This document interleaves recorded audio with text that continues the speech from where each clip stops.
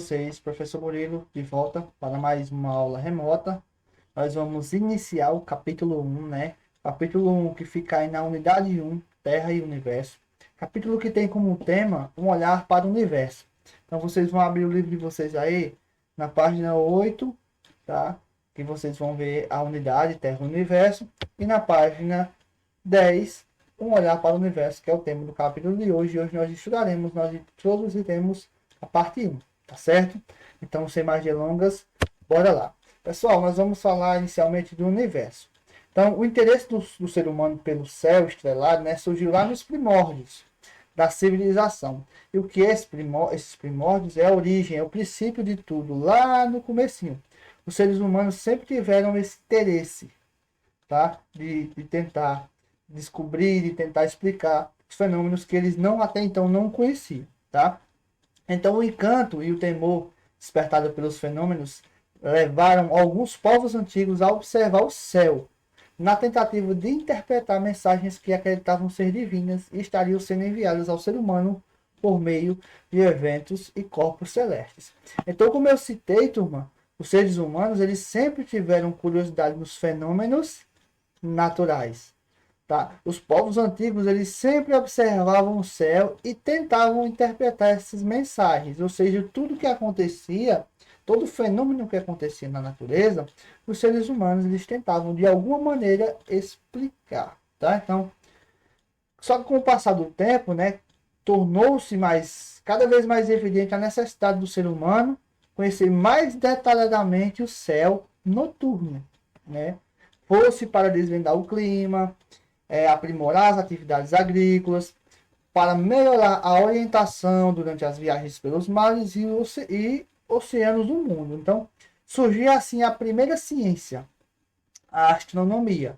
Então, a astronomia, né, ele surgiu com a intenção, com a necessidade do ser humano de conhecer mais detalhadamente o céu devido a todas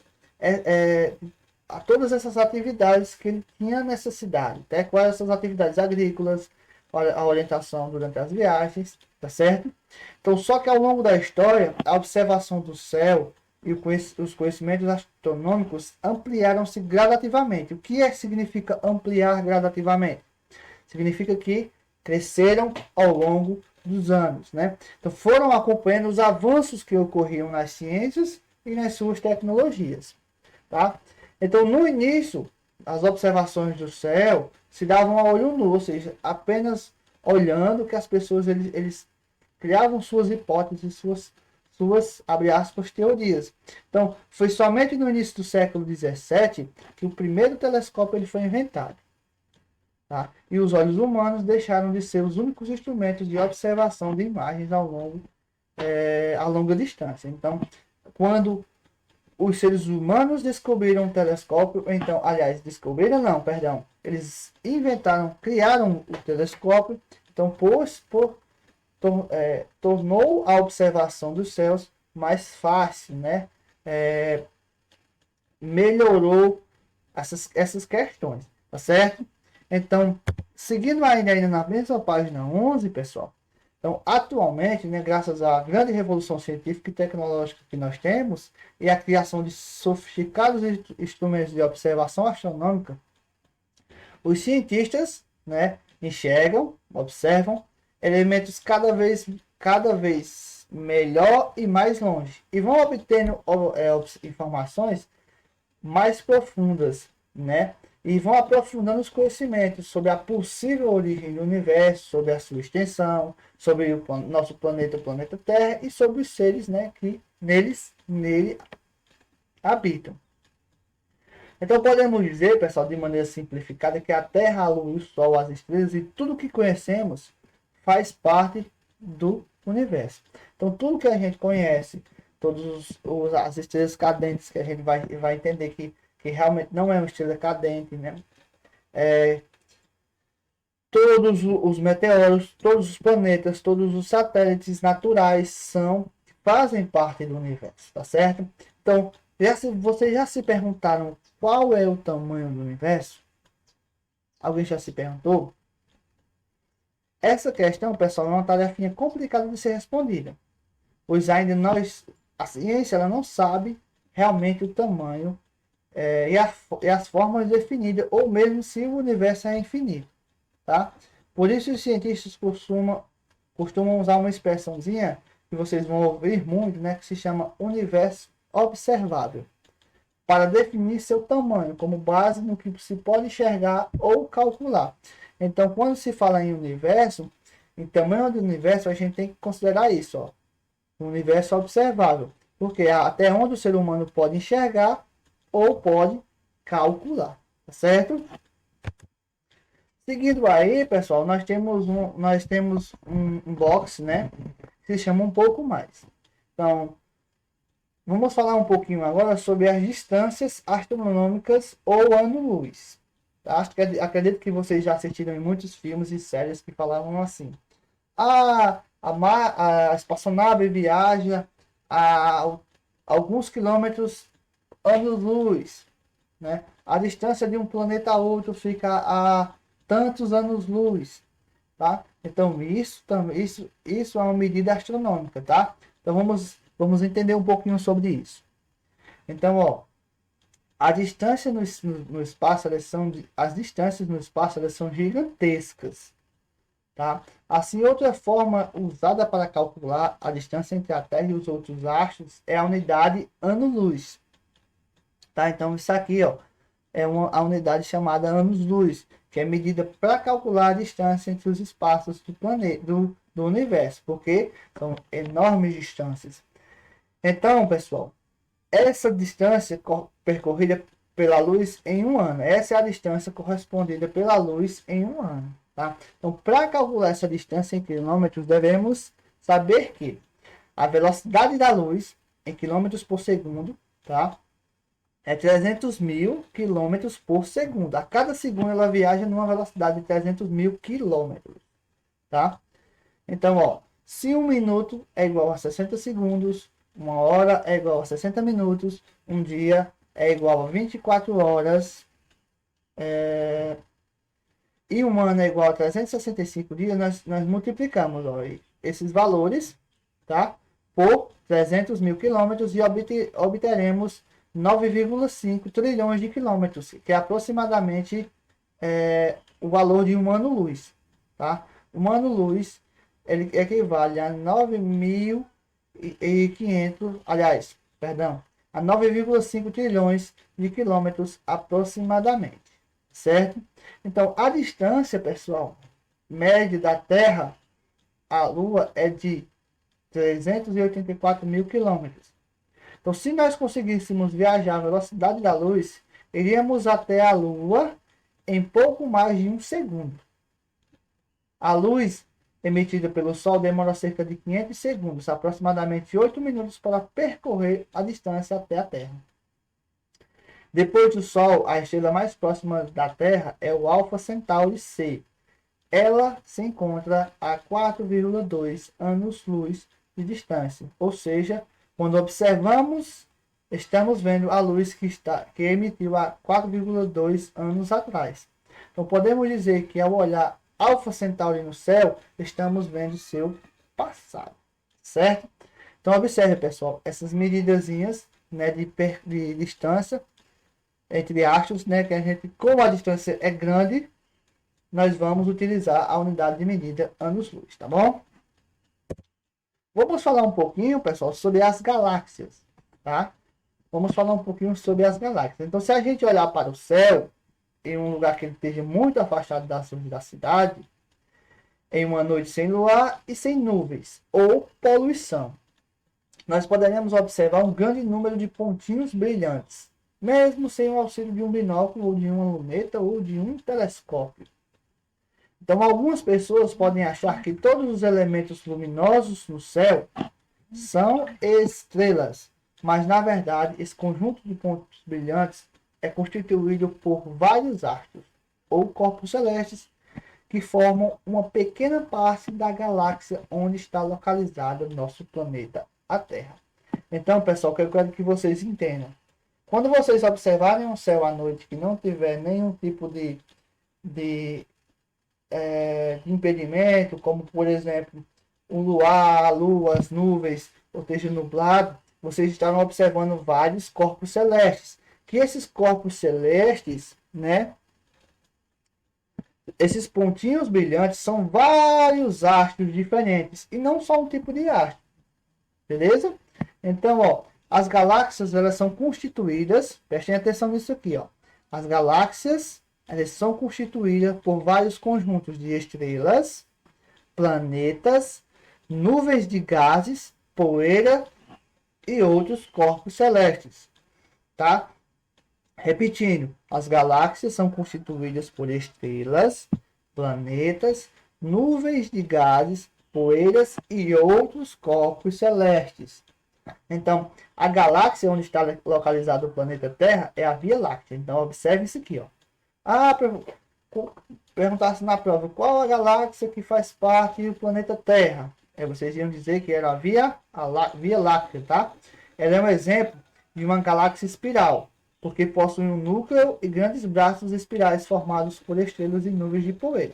Então, aqui nós temos o significado da palavra galáxia, né? Que vem da palavra galáxia do grego gala, significa leite, e a expressão Via Láctea do latim Via Láctea, caminho de leite. Então, estão relacionados com a semelhança entre a mancha de luz esbranquiçada que vemos no céu e uma mancha de leite. Então, os povos antigos eles fizeram essa associação, tá certo? Então nós temos aqui, pessoal, ó, alguns tipos, né, de formatos das galáxias, tá certo?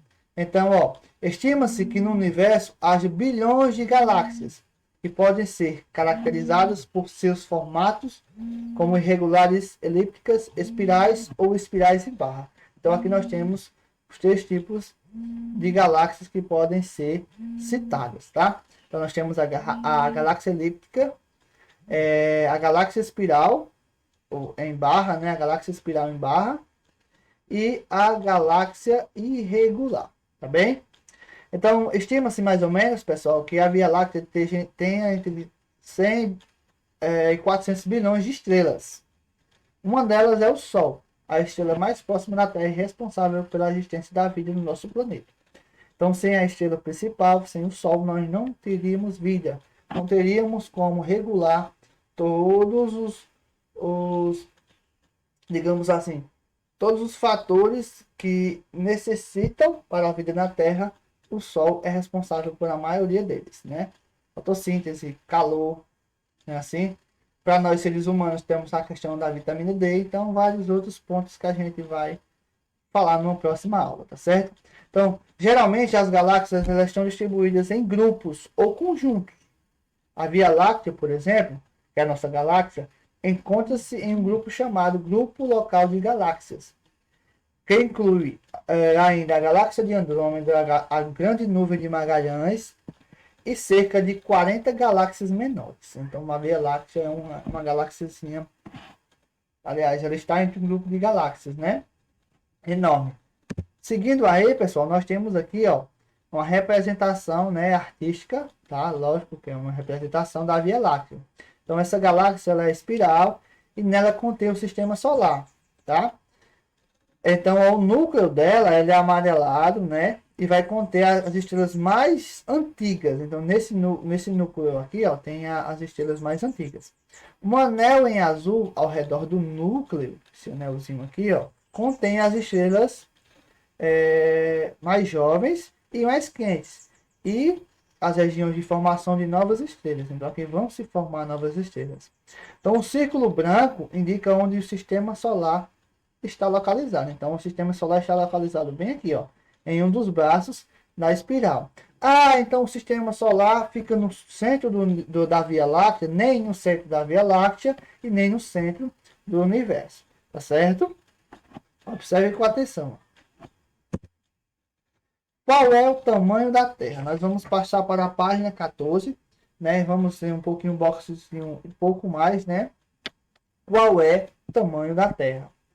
Então, você acredita que existe mais estrelas no céu do que o grão de areia em todas as praias? De acordo com os cálculos do físico Robert Costa, professor do Instituto de Astronomia, Geofísica e Ciência Atmosférica da USP, devem existir aproximadamente 700 trilhões de metros cúbicos de areia nas praias da Terra. Algo como 5 sextilhões de grãos. Isto é, o algarismo 5 seguido por 21 zeros, explica o professor. O número de estrelas também pode ser apenas estimado. Em nossa galáxia, a Via Láctea, existem de 200 a 400 bilhões de estrelas, estimando o número total de galáxias em 100 bilhões. Mas talvez seja muito mais, talvez seja 500 bilhões. Tem-se no mínimo 10 sextilhões de estrelas, mas talvez chegue a 100 sextilhões. Portanto, existem mais estrelas no universo do que grãos de areia na Terra. Isso aqui é só questão um pouco mais, um conhecimentozinho a mais, tá bem, pessoal? Então, pessoal, somente 3 galáxias podem ser vistas a olho nu do nosso planeta. São elas. Observação. Prestem muita atenção. Andrômeda, pequena nuvem de Magalhães e grande nuvem de Magalhães. Tá? Então, são as 3 galáxias que podem ser vistas a olho nu do nosso planeta. Em 2017, uma equipe de astrônomos franceses, italianos, ingleses e australianos descobriu a galáxia mais próxima da Via Láctea, a galáxia Nana e Cão Maior. Ela fica aproximadamente a uma distância de 42.000, a mais próxima, anos-luz do centro da Via Láctea, tá certo? Então, a maior galáxia descoberta pelos astrônomos até o momento é chamada de IC 1101. Então, ela possui um diâmetro de aproximadamente 5,5 bilhões de anos. A Via Láctea, por sua vez, possui um diâmetro de aproximadamente 100 mil anos-luz, cerca de 950 quadrilhões de quilômetros. Beleza?